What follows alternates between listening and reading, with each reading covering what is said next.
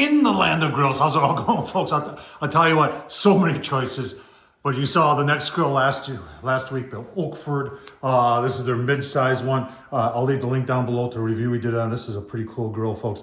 But what we're gonna do is, we haven't done anything low and slow on here yet. So we're gonna fire it up. I got a nice little chuck roast that I'll just show you the setup right away. And that's why I like when a pellet grill has a bigger top shelf, which this one does. Gives you the ability to put a pan underneath it. We put some warm water in there, put our chuck roast right up there. Makes cleanup easy and gives a little moisture into the meat as we're cooking. So we're gonna smoke it for a couple hours, 225-ish. And then we're gonna cover it in that pan, dump the water out, put it in the pan, maybe with a little beef broth, and cover it, put it in there, turn up to 325, and see if we can get this stuff to pull. I'll tell you what, if you're looking for something to replace brisket, obviously you can never replace brisket, but if you want to practice cooking brisket, if you can get this stuff to bend or pull, and you can master chuck roast, folks, you'll be able to master brisket any day of the week. Let's get fired up.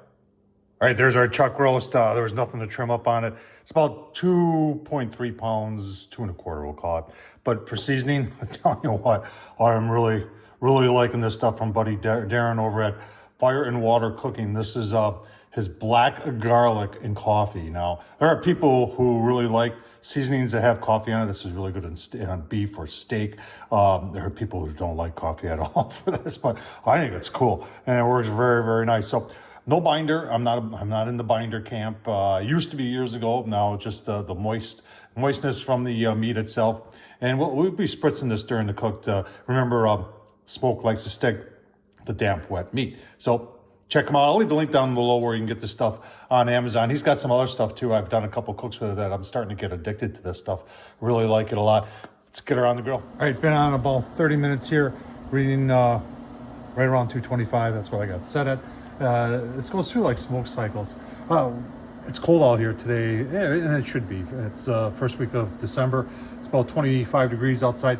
This lid, there's a lot going on with this grill. Like I said, if you want to know more, I'll leave the link to the review I did. But it double insulated on the lid. What I like about this front shelf, it does fold down. The side shelf is very usable though, because they've taken the chimney and put it in the back, as opposed to having it on the side here. A lot of pellet grill manufacturers do that, and it hampers using that using this as that side shelf. So let's just take a quick look here.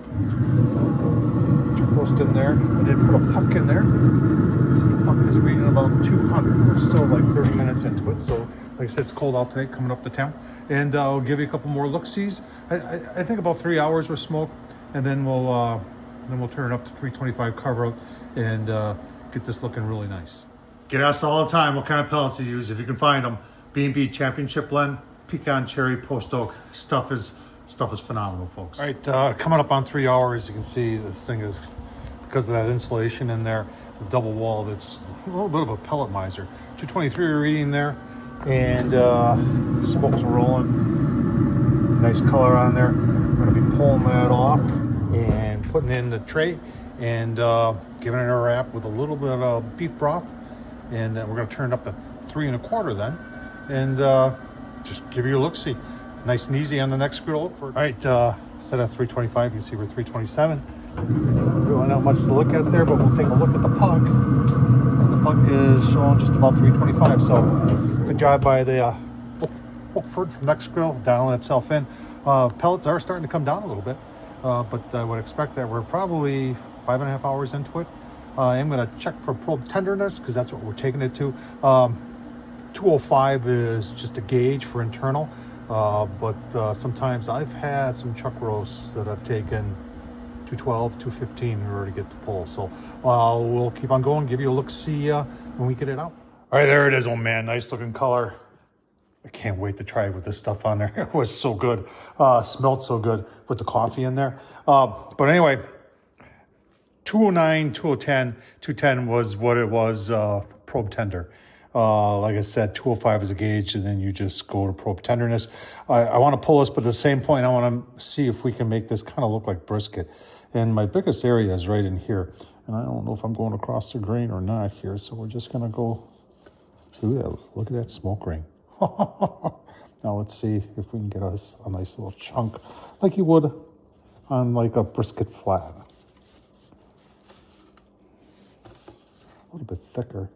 Got some fat in there, but do the bend test there. Yeah, that's nice. On a pellet grill. Look at that.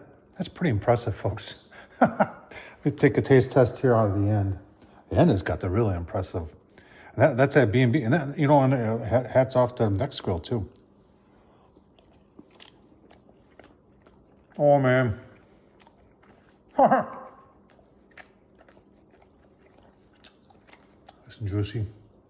That's delicious. Huh. Even out of the center there. Look at that smoke ring. Very nice. That coffee rub on there. I'll leave the link down below to that stuff on Amazon. Nice, but I'll tell you what. We took chuck roast and made it like brisket, folks. And it bends and everything. And I tell you what, if I gave it to somebody right now and told them this was brisket, I don't know if, you know, unless you were a real connoisseur of brisket, you would say, yeah, it's good brisket. Hope you enjoy this. Give it a shot yourself. Tell me what you think. Tom Horsman, YouTube. Thanks for watching, folks.